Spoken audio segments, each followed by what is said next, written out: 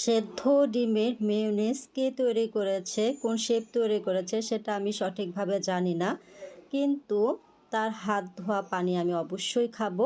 সে ছেলে হোক কিংবা মেয়ে হোক, অবশ্যই তার হাতটা ধোয়া হতে হবে।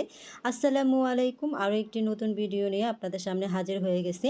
তো আমি এখানে 2টা ডিম সেদ্ধ করে নিয়েছি। তো সেদ্ধ করে নেওয়ার পরে ছিলে পরিষ্কার করে এখানে গোলমরিচ দিয়ে দিয়েছি 10 থেকে 12টার মতো গুঁড়া করে দিয়ে দিয়েছি। চিনি দিয়ে দিলাম 1 টেবিল চামচ পরিমাণ। এখন আমি দিয়ে দিব রান্নার সয়াবিন তেলটা। আমার হাতের সামনে ছিল হাতে সয়াবিন তেলটা।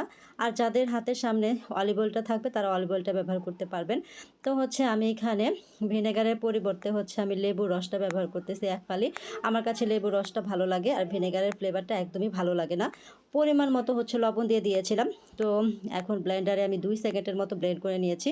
খুব অল্প সময় এই মেয়োনেজটা তৈরি করা যায়। আর এই মেয়োনেজটা ভাইরে ভাই, কাঁচা ডিমের চাইতেও এই সেদ্ধ করা ডিমের যে মেয়োনেজটা আমার কাছে এত ভালো লাগছে। এর ফ্লেভার কি বলবো, আমার কাছে অসম্ভব রকম ভালো লাগছে। এর ঘনত্বটা দেখুন কি পরিমাণের ঘন হয়েছে, আর খেতে ওই কাঁচা ডিমের চাইতে অনেক অনেক অংশে ভালো হয়েছে।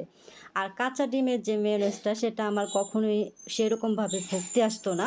তো এই মেয়োনেজটা দেখুন, এভাবে যদি আমি ধরছি তারপরে এক ফোঁটাও পড়ে না, কীরকম ঘনত্ব আসছে। তো এইরকম করে আপনারাও বাসায় বানিয়ে নিতে পারেন। ভিডিওটা ভালো লাগলে লাইক কমেন্ট শেয়ার করে পাশে থাকবেন।